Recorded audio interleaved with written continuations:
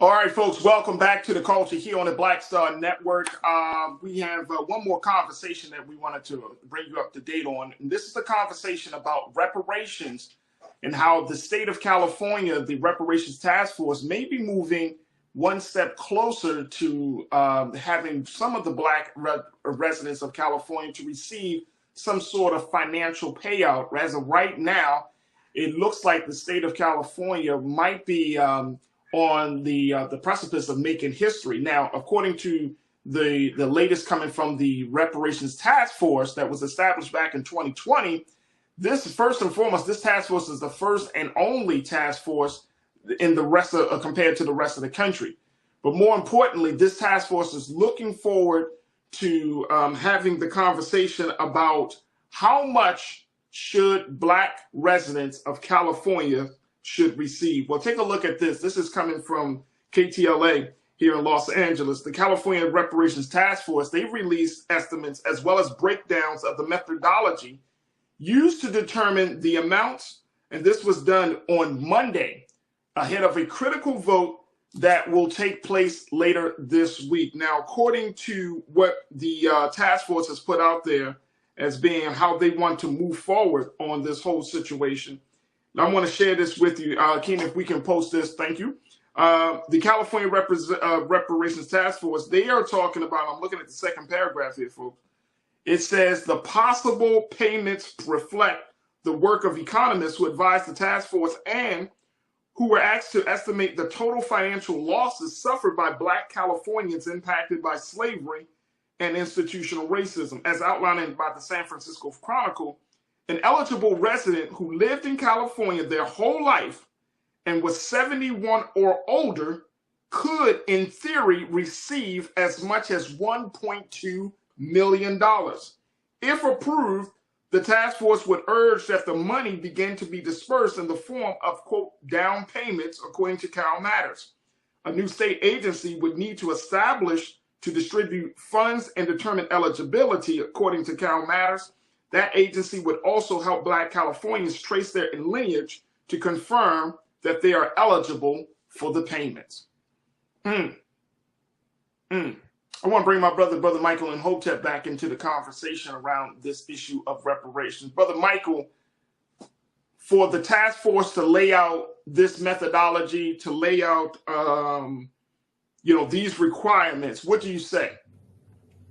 Well, they're progressing along. They by July 2023, they have to present their second and final report that makes the recommendations.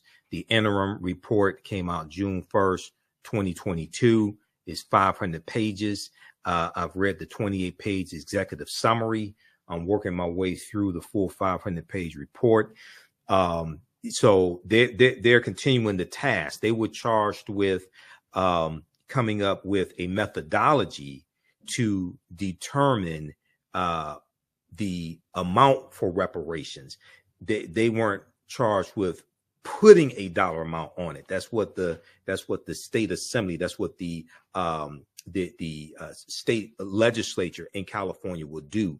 The California Reparations Task Force was charged with coming up with the methodology. So they consulted with economists who have done that. Now, once again, as we talked about before here on the show, in the 28-page executive summary, they outline 12 harms. Okay, they outline 12 harms that African Americans have suffered nationwide, but also there in the state of California. They talk about enslavement, even though they've identified about 1,500 people who were in a semi-slavery state in California. When California comes into the Union in 1850, they come into the Union as a free state. They talk about racial terror, political disenfranchisement, housing segregation, separate and unequal education, racism in environment and infrastructure, like the expressways coming through California, as well as through San Francisco, especially wiping out African-American communities and businesses, pathologizing the Black family, control over creative, cultural, and intellectual life, stolen labor and hindered opportunity, an unjust legal system, mental and physical harm and neglect. And the 12th one is the racial wealth gap, So they're continuing in their charge, what they're supposed to do. So what I think is important for us to do is, one, read the first report, especially 28 page executive summary.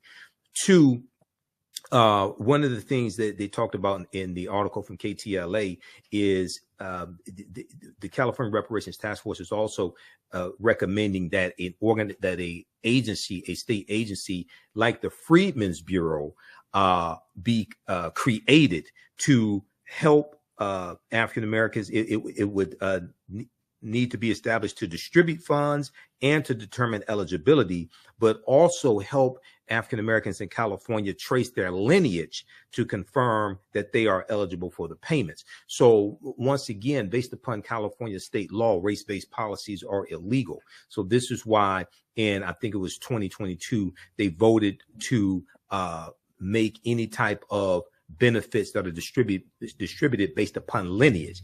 You'd have to prove your lineage that you were descended from someone who was enslaved prior to 1900 or of African descent who arrived in the country prior to 1900. And what they're trying to do is legally get around the restriction on race-based policies in the state of California. So whatever benefits are passed in the state legislature and signed into law by Governor Gavin Newsom won't get overturned in court when Republicans file lawsuits, because lawsuits are coming. I'm telling you right now, if Republicans file lawsuits to block the debt forgiveness on student loans, the executive order that President Joe Biden did, and that's going to help millions of white people, they're coming after this.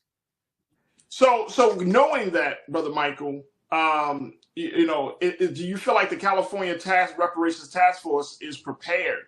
Because, I mean, one is, what's the timeline? Like you mentioned, June of this year. July 2023, yeah. Right, July of this year. Mm-hmm. They're going to be presenting their final report.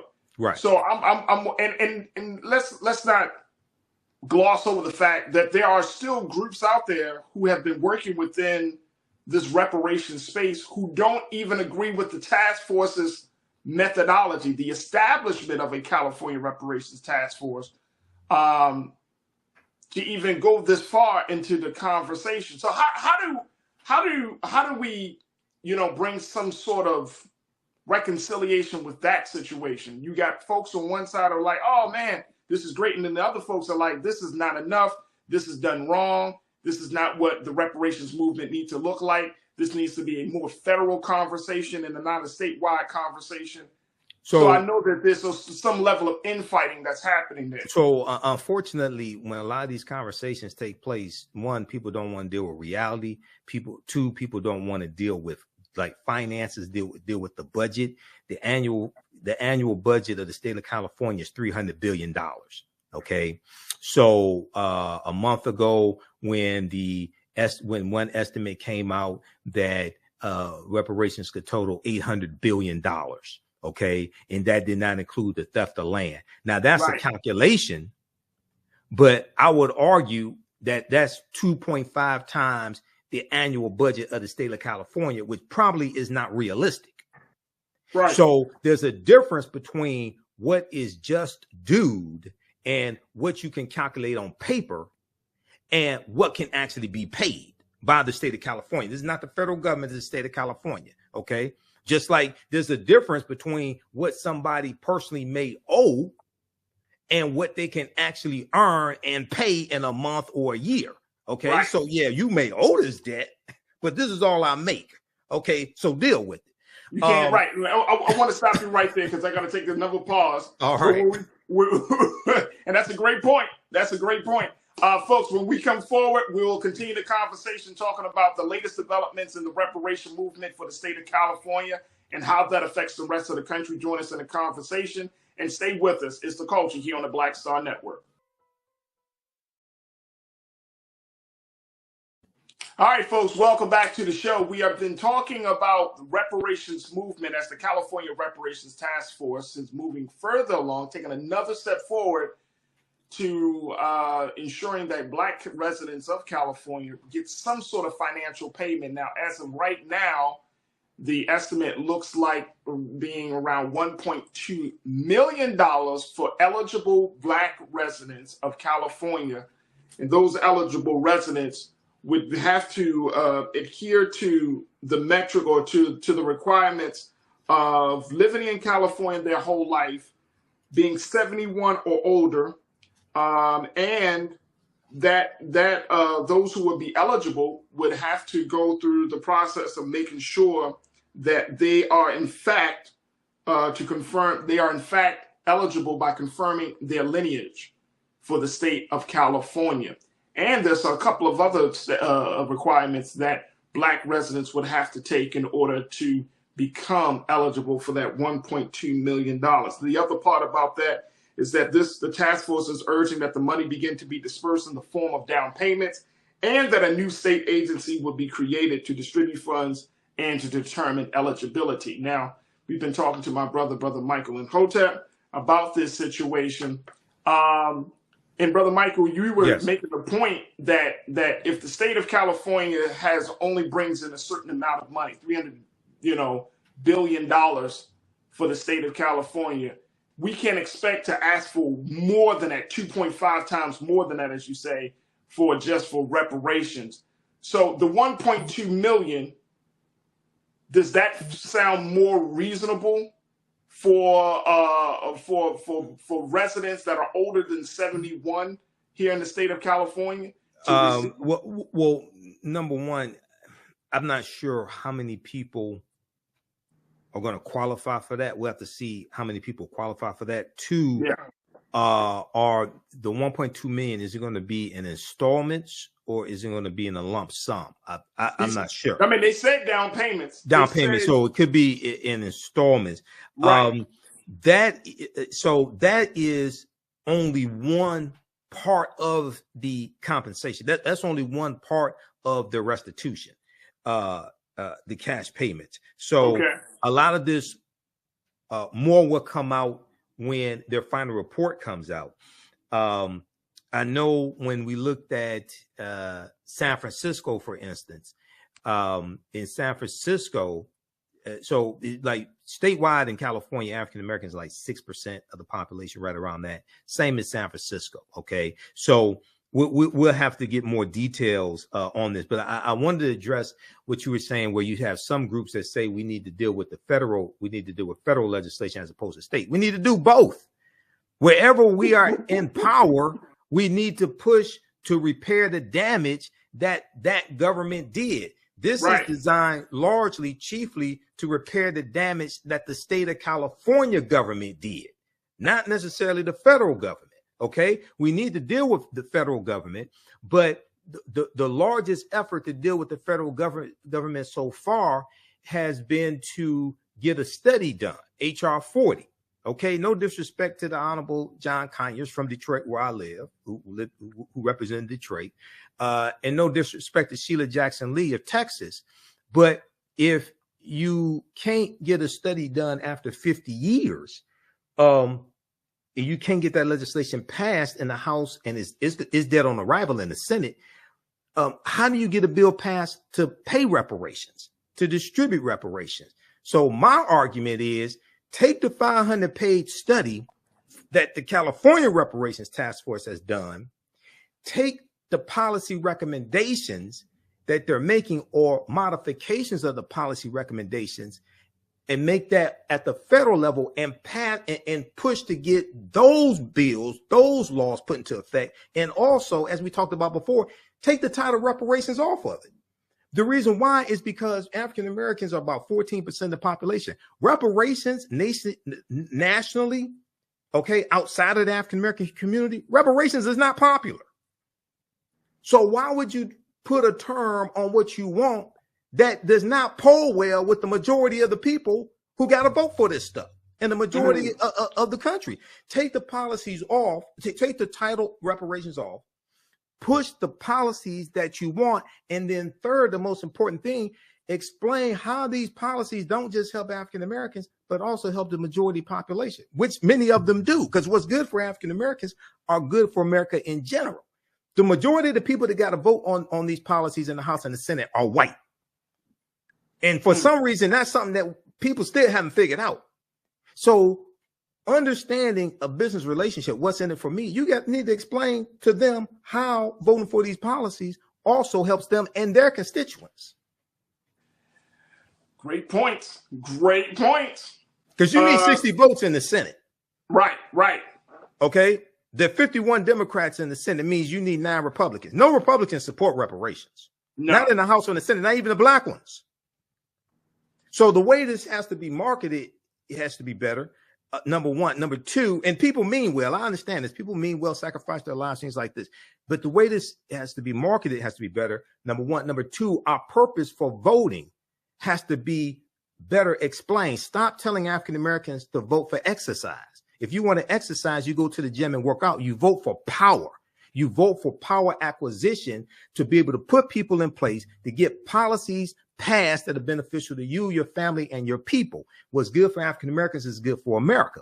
Politics is the legal distribution that scares wealth, power, and resources, and the writing of laws, statutes, ordinances, amendments, and treaties, their adoption, interpretation, and enforcement. Okay. Once you change what the purpose is, the end result, then you understand that you have to lay out a strategy that puts you on the road to accomplish the end result. But if you're told that you vote for exercise, you vote because of Dr. King and Fannie Lou Hamer, even though we need to study their history. No, you vote for the present and the future with the understanding of the past, and we stand on their shoulders. But you have to vote for, see, politics impacts every aspect of our lives, from the water we drink to the air we breathe to the food we eat. Everything deals with politics. So you have to vote for policies that are beneficial to us, as opposed to symbolism, talking about voting to exercise your right to vote. No. Absolutely. Absolutely. I'm looking at this piece, and I'm going to get to a couple of crew members before we close out today. But USA Today just put this piece out, Brother Michael, saying that the California Task Force is set to vote on plan for reparations this weekend. They are planning to host their next meeting this weekend, and it's supposed to be set this Saturday at Mills College in Oakland, California. Right. Yeah, they've been doing a lot of. Go ahead. Mills College in Oakland, California is where the next meeting for the Reparations Task Force for California will be held at. That will be this Saturday. And they are putting together, as Brother Michael has been talking about, they're putting together their final recommendations to be submitted by June 30th to the California State Legislature. Right. So we're talking about a very short period of time. This is already May, the beginning of May. This has been a 2-year process, basically, a 2-year process. They're trying to bring it all together.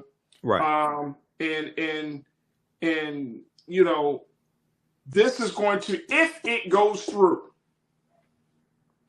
and this is you know, you always talking about politics and history and understanding the legal system. Right. Gavin Newsom is a contender, or has been talked about, for running for president of the United States. Well, he's not going to run against Joe Biden. That's not happening. He ain't running against Joe Biden. He probably won't run against Joe Biden. Yeah, in the future. Yeah, in the future, he may might run. be, right. Yeah. But the fact is that if he decides, if the legislature decides, I mean, this is going to be historic in a very big way. Right. Not only just in talking about getting reparations, the cash payout, but you're talking about setting up an infrastructure, a model that other states can start to use, where correct, you might have task force in Detroit and in Michigan and Maryland and other places. Right. Well, there's a reparations task force here in Detroit, but yeah, statewide, yeah, this will set the model. This will set a precedent. That's all it, yeah. And for the federal level as well. Yeah. And for the federal level. Absolutely. And for the federal level, right?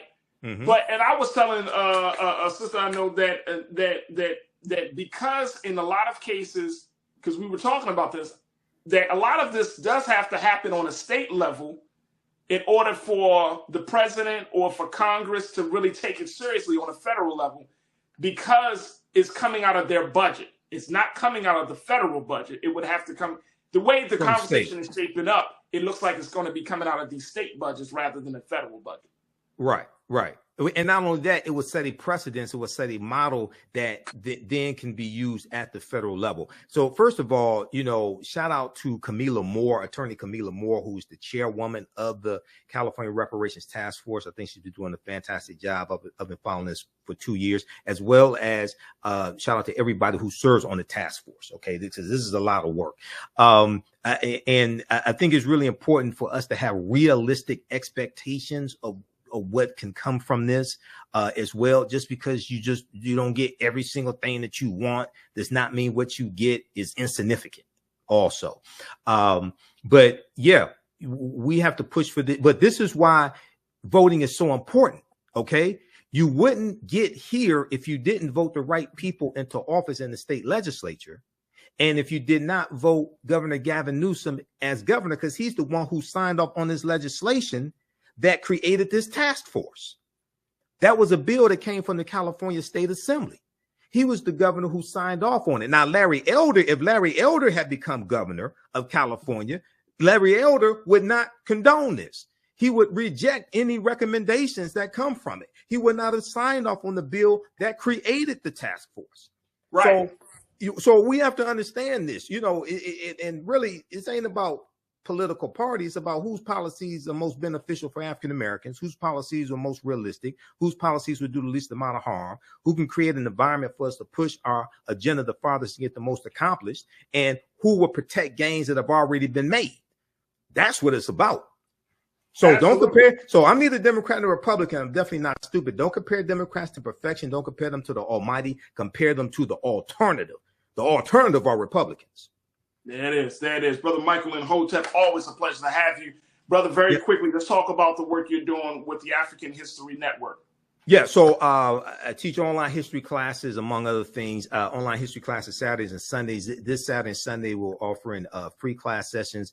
Saturday, 2 p.m. Eastern Standard Time, Ancient Kemet, the Moors, and the Ma'afa, Understanding the Transatlantic Slave Trade. It's a 12-week online class that I teach. We deal with thousands of years of history, what leads up to the transatlantic slave trade taking place. All the sessions we do live, but they're archived and recorded. You can go back and watch them a year from now, 2 years from now. And then Sunday, 2 p.m. to 4 p.m. Eastern Standard Time, I teach another class, Black Resistance Movements, from the Haitian Revolution, U.S. Civil War, Civil Rights Movement, and Black Power Movement. We look at history chronologically from 1800 to 1968 to understand the laws and policies put in place that brought us to where we are today, to understand where we need to go from here. And you'll learn political self-defense and psychological self-defense as well, understanding our history and culture. So visit our website, theafricanhistorynetwork.com, theafricanhistorynetwork.com, and you can use both of these classes with your children as well. I would say the content is PG-13.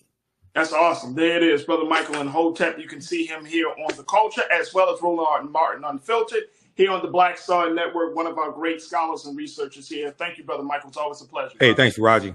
All right, absolutely. Peace. Proud Boys who were found guilty of seditious conspiracy and some other counts when it came to the January 6th insurrection. Okay. There's an article from the Washington Post. This is from May 4th, 2023, Thursday, May 4th, 2023. Proud Boys Enrique Tarrio, 3 others guilty of January 6th seditious conspiracy. Guilty of January 6th seditious conspiracy. Prosecutors alleged defendants viewed themselves as Donald Trump's army. Prosecutors allege that defendants view themselves as Donald Trump's army, intent on keeping him in power through violence. Okay, this is from May 4th, 2023.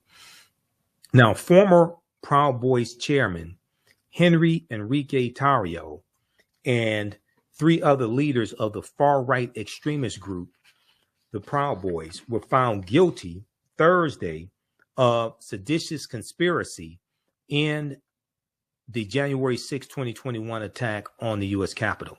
A jury deliberated for 7 days in Washington, D.C. before Henry Enrique Tarrio, 39, and other defendants were found guilty on 31 of 46 counts. Found guilty on 31 of 46 counts. The jury returned not guilty verdicts on 5 counts, including acquitting one member, Dominique Pizzola, of seditious conspiracy, and they were deadlocked on 10 other counts. Now, the result marked the third decisive victory for the Department of Justice in 3 seditious conspiracy trials held after what it called a historic act of domestic terrorism, a historic act of domestic terrorism to prevent the peaceful transfer of power from Donald Trump to Joe Biden after the 2020 presidential election. Now, okay, so we have this article here. There's also one from all the news outlets reported on this. Is one from in the New York Times that I have as well. Okay, we're going to the clip here in just a minute, Doug. Now I want to pull up also the legal definition of seditious conspiracy as well. Now, you have a lot of legal experts who say that this can open the door for special counsel Jack Smith to go after Donald Trump, because Donald Trump wasn't at the U.S. Capitol building on January 6th. He was back at the White House. We know he did nothing for 187 minutes to stop the violence. All right. So they talk about that here in the article as well. If we scroll down to the bottom of page 1, and it says legal analysts. Let me see, where is it? Legal analysts said the convictions on the historically rare and politically weighty crime of seditious conspiracy sent a necessary signal of deterrence, to anyone who might seek to repeat or draw inspiration from that day's violence. The verdict also could carry implications for the former president, for the traitor-in-chief Benedict Donald. Special counsel Jack Smith is investigating whether Donald Trump or those around him broke the law in seeking to hold on to power by fanning false and incendiary claims, just lying their behinds off, okay?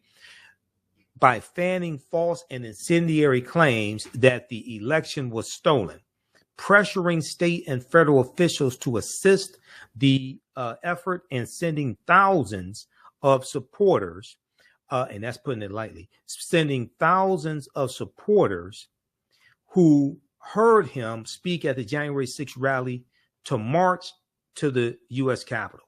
After the verdict, Attorney General Merrick Garland spoke at the Justice Department and said the jury's decision made it clear. Quote, that the Justice Department will do everything in its power to defend the American people and American democracy, end quote. Attorney General Merrick Garland noted that one of the country's largest criminal investigations ever has secured more than 600 convictions. It's actually the largest investigation the Department of Justice has ever embarked upon. There's been over 1,000 people arrested. There's been over more than 600 convictions. There's been about 516 guilty pleas. So we talked about this on Farajii Muhammad show, The Culture, on Thursday, May 4th. Let's go to clip number 2, please, Doug. Pause it right there, Doug. All right, thanks. Pause it right there. Okay, now let's look quickly here at this article, because we're coming up on the break now. This is the article that I mentioned when we came back from the break. This is the article that I mentioned from CNBC.com.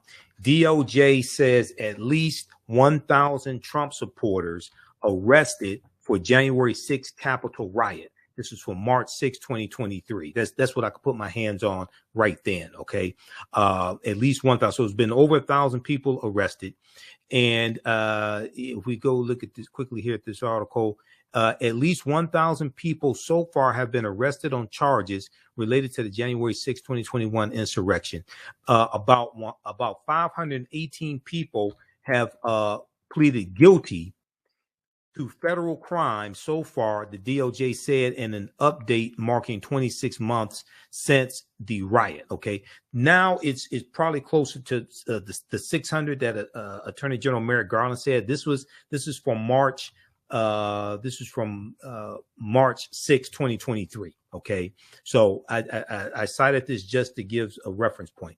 Around 1/3 of capital defendants have been charged with assaulting, resisting, or impeding police during the attack. The DOJ said about 420 defendants have already been adjudicated and sentenced for their criminal activity. Another 53 were found guilty at trials, the DOJ said. Now, this is as of March 6, 2023. Okay, when we come back from the break, we'll deal with how spanking African-American children is a holdover from slavery. Listen to the African History Network show. I'm Michael Imhotep. We'll be back in a few minutes.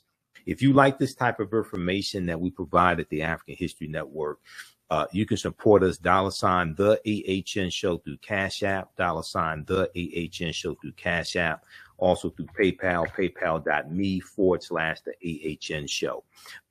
Visit our website, theafricanhistorynetwork.com, theafricanhistorynetwork.com.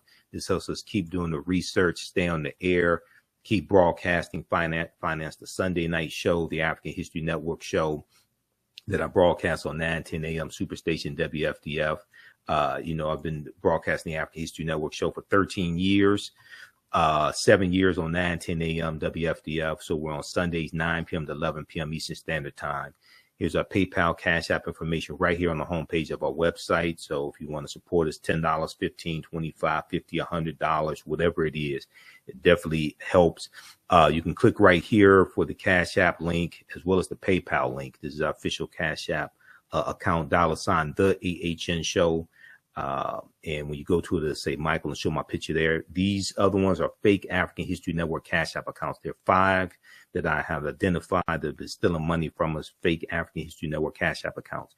Our Cash App tag is $, the AHN show, SHOW. If you type it in, make sure you type in the full tag, because these other fake ones will show up before you type in, the HOW. Okay, so that's why I put it right here and put our actual link here. I've contacted Cash App. They've opened an investigation. They're slow as Heinz ketchup. And it was last year that I opened up this investigation. I'm still trying to follow up on them. On Saturdays, I teach ancient Kemet, the Moors, and the Ma'afa, understanding the transatlantic slave trade, what they didn't teach you in school. It's a 12-week online history course. We deal with thousands of years of history and what leads up to the transatlantic slave trade taking place. Okay, I do a PowerPoint presentation. We have book references, articles, video clips. So you can register for the class right now. As soon as you register, there's you'll be able to join us for the day's class, and you can go back and watch the previous classes also. Okay, so we deal with history, thousands of years of history, look at what leads up to the transatlantic slave trade taking place, and also we look at, we go through and analyze the transatlantic slave trade. We look at the 800-year occupation of Europe by the Africans known as the Moors as well. Okay. So in this class, Saturday, April 29th, then on, the class is on sale, $60, regularly $130. On Sundays, I teach, Black resistance movements from the Haitian Revolution, U.S. Civil War, Civil Rights Movement, and Black Power Movement, 1800 to 1968. We go through and look at history chronologically. This class will be on Saturday, April 30th, 2 p.m. to 4 p.m. Eastern Standard Time. Okay. We have a bundle pack. You can register for both of these classes for only $100. You can use this information with the children as well. I would say the information is PG-13. So it's not overly graphic. We won't do a lot of cursing or anything like that. It's not crazy like that. Okay. So you can register for the class, and there'll be 5 of my lectures in the video library in digital format, so you get a bonus of 5 of my lectures also. Now, it took me, I've been teaching this class on and off for 7 years, and I started teaching it back in 2017. I've been studying history 31 years.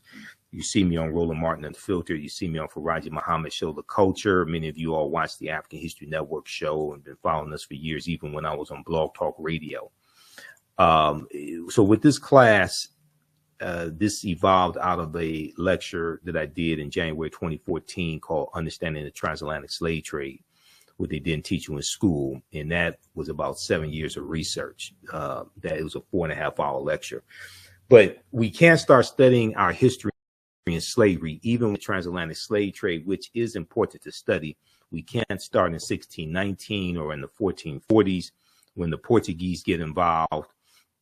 In 1441 with Anton Gonzalez. We have to understand the history chronologically and deal with the 800-year occupation of Europe by the Africans known as the Moors, who enter into the Iberian Peninsula today known as Spain and Portugal in 711 AD. Now, this course not only deals with the transatlantic slave trade, but it also deals with the thousands of years of history that leads up to the transatlantic slave trade taking place. August 20th, 2019 marked the 400th year anniversary of the 20 and odd Africans who came into Point Comfort in Virginia on August 20th, 1619 on the White Lion pirate ship, in what would later be called the colony of Virginia. Now, this year of 2019 was known as the year of return, as many African Americans were reconnecting to Africa, especially West Africa, and traveling to Ghana and other West African countries. When we discuss the transatlantic slave trade, we have to first understand that African people are the original people of North, Central, and South America, and have been in the land we call the United States of America at least 51,700 years ago. Now, last week when we spoke with Tony Browder, author of Nile Valley Contributions to Civilization, and he's also the author of Egypt on the Potomac and Finding Karakamoon, he talked about the Olmecs and Olmec culture as well. And we talked about the African origins, the African root of Olmec culture coming from ancient Kemet. We've interviewed Dr. David Imhotep numerous times, and these are actual slides from the class, by the way. I put together the whole curriculum. There's about 80 to 100 articles that we reference in this class. There's 7 books that we use as reference. You don't have to buy any of the books. We show you excerpts of the book on the screen, okay? But Dr. David Imhotep's book, The First Americans Were Africans, Documented Evidence, it came out in 2011. On page 14 of his book, he deals with a discovery made in Allendale County, South Carolina in 2004 by Dr. Albert Goodyear. Evidence of a African presence 51,700 years ago in Allendale County, South Carolina. Okay. And people are asking for my email address. You can email me right through the website. Go to theafricanhistorynetwork.com, and you can email me right through the website. Also, when we have the website up here on the screen, and then also you can email me as well at ahnshow@theafricanhistorynetwork.com, ahnshow@theafricanhistorynetwork.com. Okay. All right. Now,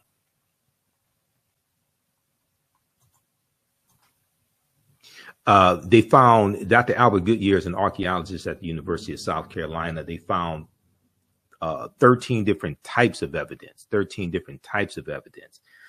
to thoroughly document an African presence in the land that we call the United States of America, going back at least 51,700 years ago.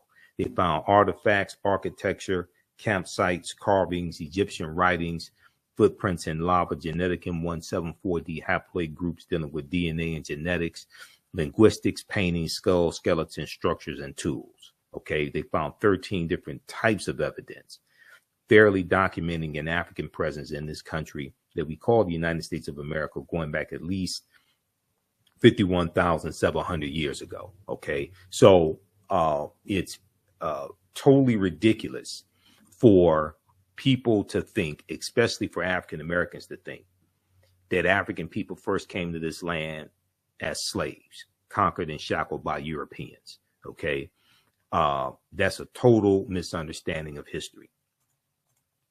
Now, this is a picture of Dr. Albert Goodyear. He's a white archaeologist. This is an article from ScienceDaily.com, that came out in November 18th, 2004. The article is about 19 years old. It's still at ScienceDaily.com. You can go back and read it. It's called New Evidence Puts Man in North America 50,000 Years Ago. New evidence puts man in North America 50,000 years ago. Here's a summary of what the article says. Now, this is not my summary. This is the summary coming from ScienceDaily.com. Radiocarbon tests of carbonized plant remains, where artifacts were unearthed last May along the Savannah River in Allendale County by University of South Carolina archaeologist Dr. Albert Goodyear, indicate that the sediments containing these artifacts are at least 50,000 years old. Indicate that the sediments containing these artifacts are at least 50,000 years old, meaning that humans inhabited North America long before the last ice age. Okay, so we have to ask the question: well, who were these humans? Okay, who was on Earth 50,000 years ago, 51,000 years ago? Okay, these were the Khoisan. The Khoisan have the oldest DNA on the planet. They're the ancestors to the Ainu and the Twa. They go all around the world. And they were also here in the land we call the United States of America. Now, in October 2012, genetic study published in Science magazine found that the Khoisan in Southern Africa, are the oldest ethnic group of modern humans, with their ancestral line originating about 100,000 years ago.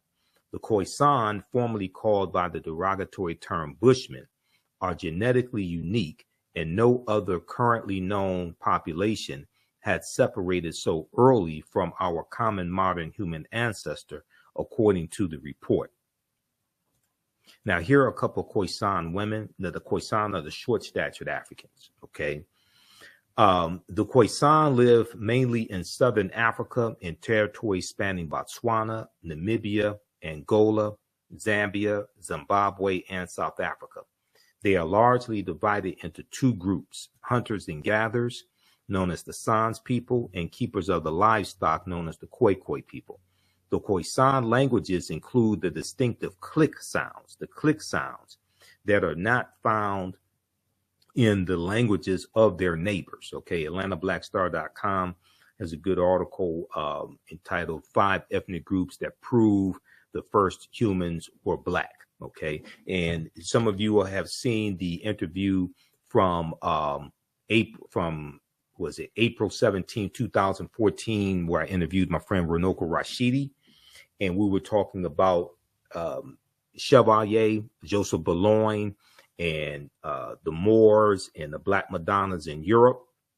And we're rebroadcasting that interview as well, because the movie Chevalier is out, that talks about Joseph Boulogne, who is also known as the Black Mozart. Okay, and he was born in Guadeloupe. He was half French and half African.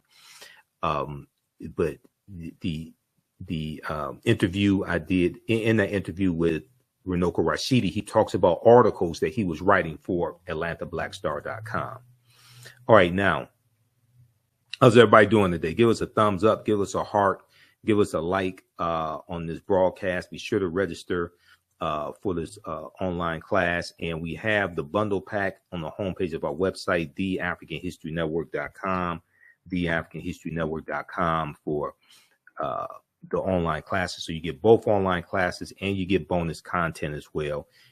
It's only $100. It's a $300 value. Even after the course is over with, you'll still have full access. You can go back and watch the entire course. Okay. Or you can watch as much as you want to. All right. So we look at different archaeological discoveries that have come out in the last 15 to 20 years. There was a big discovery that came out in 2010, found on the Greek island of Crete. And they found stone tools that date back at least 130,000 years ago. Okay, stone tools on the Greek island of Crete.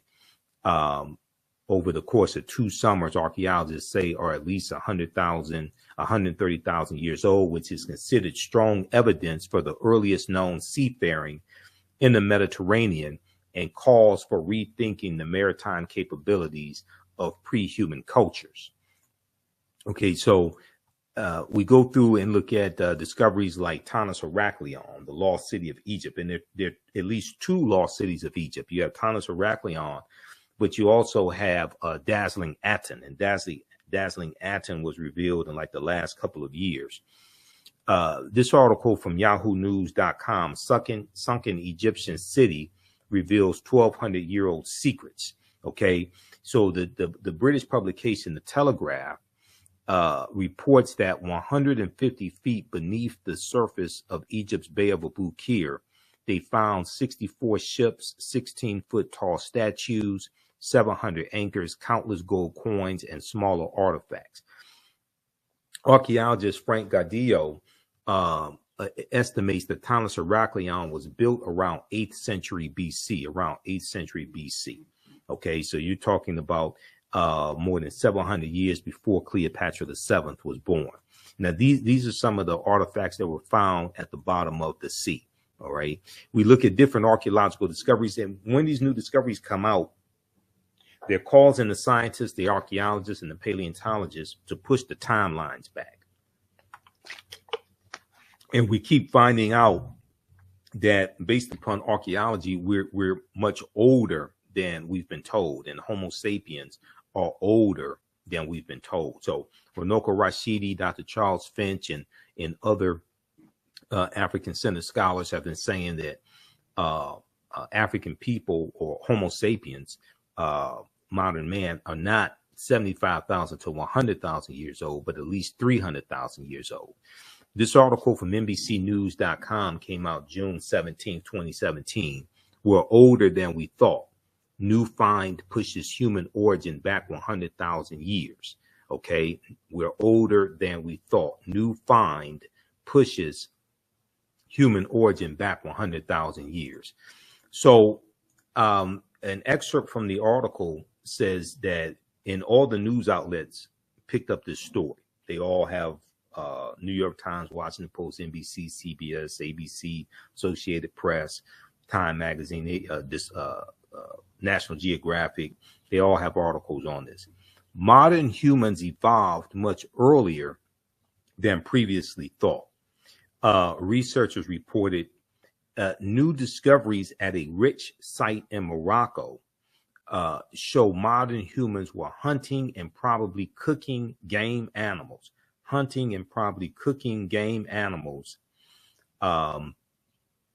300,000 years ago, which is 100,000 years earlier than what scientists have believed up until now. 100,000 years earlier than what scientists have believed up until now. Now, new discoveries and new dating methods show that, in fact, many of the bones belong to modern Homo sapiens, and they lived as far back as 300,000 or 350,000 years ago. The earliest previous Homo sapiens bones date back 195,000 years ago, and they're from clear across the continent in modern day Ethiopia. All right, so taken together, the findings show modern humans were dispersed across Africa long before anyone ever thought. And not only were we migrating from the Nile Valley region of Africa into Central Africa and West Africa much earlier than people thought, but we were migrating out of Africa and around the world much earlier than many people thought as well. Okay, so we go through and look at a number of archaeological discoveries. We look at the ancient African presence in Asia and in Europe, the African presence in Europe and things of this nature. African people were the first Asians. The earliest modern human Homo sapiens population of Asia were also of African birth. We're speaking of the diminutive Africoids, the short-statured Africans, the extremely important and much romanticized family of Black people, phenotypically characterized by unusually short statures, skin complexions that range from yellowish to dark brown, tightly curled hair, and in frequent cases, like many other Blacks or Africans, stetophagia, which means deposits of fat around the buttocks, or what we would look at as large buttocks, like Sarah Bartman or Sartajay Bartman, okay, who was Khoikhoi, okay, and we know in the 1800s she was put on display in Europe, okay. And then she's going to become a prostitute. She lived a horrible life. But this is Europeans fascinated with the bodies of African people and African people's sexuality and dehumanizing us at the same time. So they are probably more, these short-statured Africans, these diminutive Africoids, are probably more familiar to us by such pejorative or negative terms as pygmies, negritos, and negrilos. Similar peoples who live today in Southern Africa have been titled Bushmen. More accurate names for these latter people are the San people, translated as original inhabitants. Okay, all right. So we go through and look at this history. We look at the Olmecs as well, and we deal with also the connection between Olmec culture and the new Black Panther movie, Black Panther Wakanda Forever, that brought in the Latino angle with making Prince Namor Latino, and it dealt with the Spanish colonization of Mexico as well, because Prince Namor is 500 years old, and there's a scene where he goes back to when he was a child, and you see the Spanish colonizers conquering his people and enslaving them. Okay, so we go through, and we also this Black Panther, the first movie and second movie, deals with a lot of African culture and African history as well. Mandinka Egyptian Olmec connection. So this comes from page 82 of the First Americans Were Africans, Documented Evidence by Dr. David Imhotep. We talked about this last week when I interviewed Tony Browder. A major ethnic group among the ancient Egyptian Nubians were the Manding people, Manding, or the Mandinka, an original Niger-Congo homeland in the general vicinity of the Upper Nile Valley, is probably as good a hypothesis as any for the origin of the Manding. The Proto-Manding migration had to have taken place during the African Aqualithic. Okay, now he goes on to say, when the Manding reached Central America and began mixing with the local population, they were labeled Olmecs. When these Africans reached Central America and began mixing with the local population, they were labeled Olmecs. The Olmecs were supposedly a mixture of the Manding or the Mandinka and American Indians or Amerins. Amerinds. Do not forget that the Manding or Mandinka make up the base of the Olmecs. So the Egyptians, the ancient Kemetic people, the Kemiyu, the Egyptians, the Manding, and the base of the Olmecs are related to each other. This is from page 82 of the First Americans Were Africans, Documented Evidence by Dr. David Imhotep. So we go through, look at history. We look at this history chronologically as much as possible. We talk about the Druids. We deal with the Greeks and Romans conquering ancient Kemet. And the Druids are dealing with a watered down version of the teachings coming out of ancient Kemet, coming out of ancient Egypt. Okay. And we're going to see the Druids go into Ireland and take this information into Ireland as well. And this is who a British slave named Patrick is fighting against and killing when Pope Celestine I sends Patrick into Ireland in 432 Common Era AD to convert the Irish population to Christianity. And standing in the way of that are the Druids, who are dealing with the gnosis or the true knowledge, and they're dealing with a watered down version of teachings coming out of ancient Kemet, coming out of ancient Egypt. And he is killing the Druids, and the Druids wear a helmet similar to the helmets worn by, or the headdress of Nasubitis or pharaohs in ancient Kemet, and they have an asp on them, or a cobra, a snake. Okay, so they were referred to as the snake people. And when we hear the mythology of Patrick driving the snakes out of Ireland, first of all, Ireland is a cold climate, and it's an island, and there's no evidence, there's no archaeological evidence, there's no evidence whatsoever of snakes being in Ireland. So when we talk about Patrick driving the snakes out of Ireland, they were talking about the snake people, who were called Druids. That's who this is. A metaphor. It's talking about symbolically. There were no snakes in Ireland. They're talking about him driving the Druids out, who were dealing with a watered down version of the teachings coming out of ancient Kemet, ancient Egypt, and then forcing Christianity upon the people. So we deal with the 800-year occupation of Europe by the Africans known as the Moors, who are taking the teachings from the Nile Valley region of Africa into Europe, and this brings Europe out of the Dark Ages. They're taking the science and the mathematics and the art and the chemistry, the periodic tables, the medicine, the surgical instruments, all this knowledge they're taking into Europe, and they're Africanizing Europe to varying degrees. And they're also intermixing into the European population, intermixing into the European bloodline as well. We know they lose their last control of the last stronghold of Granada, January 2nd, 1492, in the Spanish Granada Wars.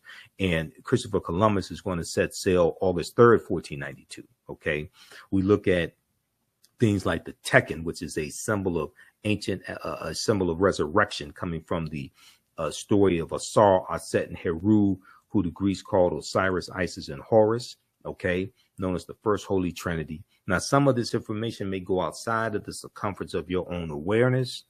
Just because you disagree with it or don't like it does not mean it's not true. It just means you have to do some research to understand what I'm talking about. Now, there were approximately 1,200 Tekkenu built in ancient Kemet, but only about a dozen are found in Egypt today.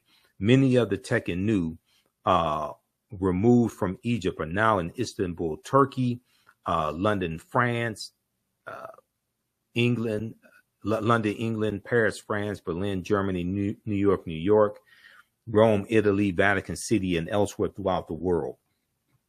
The Tekkenu for plural, the Tekkenu are now called obelisks by their new owners, and few know their origin or that they symbolize the resurrection of the African king Asar. So if you read Egypt on the Potomac by Tony Browder, page 17, and this is one of the books we use in the class also, Browder deals with this type of information. Now, once again, you don't have to buy any of these books to follow along in class, but we use the books for reference to document what we're talking about. And I show you excerpts of the book on the screen usually. All right, now, when we look at Freemasonry, the word Mason is derived from the Latin words mass and sun. Mason means child of light and expresses the desire to pursue light, which is a metaphor for the sun, which symbolizes knowledge. The term child of light or sons and daughters of light, which was first used to identify students who had completed 42 years of study in the temples of ancient Kemet. Many Masonic temples were modeled after the temples of ancient Kemet, places where light or knowledge was imparted in a series of steps or degrees. So the concept of going to a institution of higher learning and getting your credentials in a series of degrees, okay, associate's degree, bachelor's degree, master's degree, PhD, etc., that concept comes straight out of ancient Kemet, ancient Egypt. Okay, Kemet meaning land of the blacks. That comes out of the Nile Valley region of Africa. All right, now read pages 18 and 32 of Egypt on the Potomac by Tony Browder. So we go through and look at this history. We deal with the Black Madonnas and child coming from the story of Asar, Aset, and Heru being born of a virgin birth on December 25th. And then the decolorized version of that story, and we see the white Mary and Jesus. We look at different Netaru, the forces of nature, the deities in ancient Kemet as well, like Ma'at. We go through and look at some of the history of the Moors. We look at why Christmas is celebrated on December 25th, and that deals with astronomy. We deal with the film Black Panther. The Panther deity Bast comes from Bastet, which is a neter coming out of ancient Kemet. And Bastet was an ancient Egyptian goddess worshipped in the form of a lioness and later a cat. She was a goddess of warfare in Lower Kemet, worshipped as early as about 2890 BC during the Second Dynasty. Okay. We deal with things like what the word Wakanda means. Wakanda is a real word. Wakanda basically means possesses secret powers. We see some different spellings of it. But in Wisconsin, there is a Wakanda Water Park in Wisconsin. It's been there for years. There are schools named Wakanda, like in Nebraska. Okay. And we see Wakanda is Omaha Ponca, Sioux Indian, and Omaha Ponca and Sioux Indian Native American word that basically means possesses secret powers. We go through and look at different some ancient civilizations. We look at Hannibal Barca, and we look at Carthage, the Carthaginians, who were descendants of the Phoenicians. And we know Carthage is destroyed in 146 BC. Founded in about 813 BCE, destroyed in 146 BCE by Rome. Okay, so we look at the Punic Wars. We deal with why Africa was not named after Publius Cornelius Scipio Africanus. Africa, we consult Cassell's Latin English Dictionary 2002 edition, page 11, in the entry for a fear. It tells you that Africa means of Africa or belonging to Africa. Publius Cornelius Scipio takes his surname Africanus. He takes that name after he defeats Hannibal Barca at the Battle of Zama in 202 BC. So we deal with, the Battle of Cannae, 216 BC. We deal with Hannibal crossing the Alps in 219 BC, but also talk about the Battle of Zama in 202 BC. And then we know Rome is going to conquer Carthage in 146 BC, and Carthage is in the area of North Africa that today Tunisia is. Okay, we talk about ancient Nubia as well, and we look at some of these different African empires that Europe tried to claim as their own. They try to say these were Europeans, these were not African people, these were not Black African people. The same way they're doing with Egypt, the same way they're even doing with Queen Cleopatra, and she was not Nubian, she was not full-blooded African, but she had some African ancestry, as Dr. Charles Finch just explained. Ancient Nubia, or Ta-Nehesi, also known as Kush, as he talked about, and Kush is more of looked at as a region as opposed to, say, a country. But ancient Nubia, also known as Kush, Kush, was a region along the Nile River located in northern Sudan, where the conflict is going on now, northern Sudan and southern Egypt. So the southern portion of what makes up Egypt today, and the upper portion of Sudan in ancient times, that was Nubia. Now, it was home to some of Africa's earliest kingdoms, known for rich deposits of gold. Nubia was a major trading port for luxury goods that came from sub-Saharan Africa, such as incense, ivory, and ebony. Incense, ivory, and ebony. The first monarchy of recorded history was established in ancient Nubia. The Nubians were also known for their exceptional archery skills that provided the military strength for their rulers. Kings of Nubia, or Nasubitis, or pharaohs, ultimately conquered and ruled Egypt for about a century, about 100 years. Monuments still stand in modern Egypt and Sudan at the sites where Nubian rulers built cities, temples, and royal pyramids.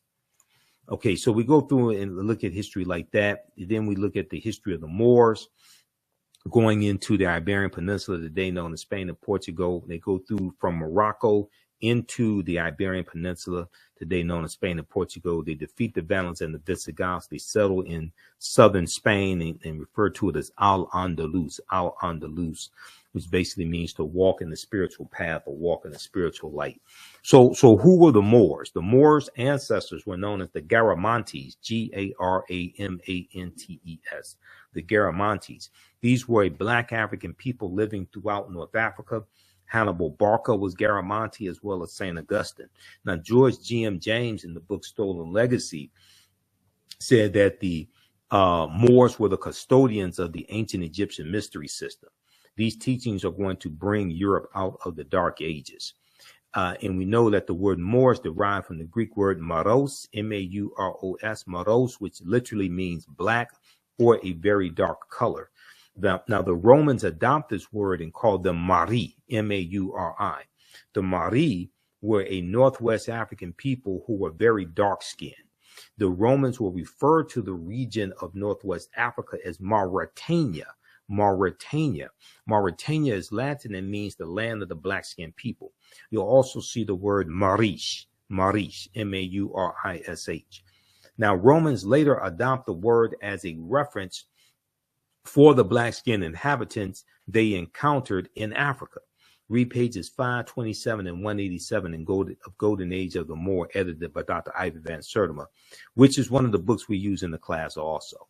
So we go through and look at this history of some of the history of the Moors in Europe, and we deal with Tariq ibn Ziyad going in 711 AD, defeating the Vandals and the Visigoths. But also we have to talk about General Tarif in July 710 AD going in with 400 foot soldiers and 100 horses, successfully carrying out a mission in southern Iberia. This was the reconnaissance mission in 710 AD to get the lay of the land and understand what's going on, understand what they're up against. Okay.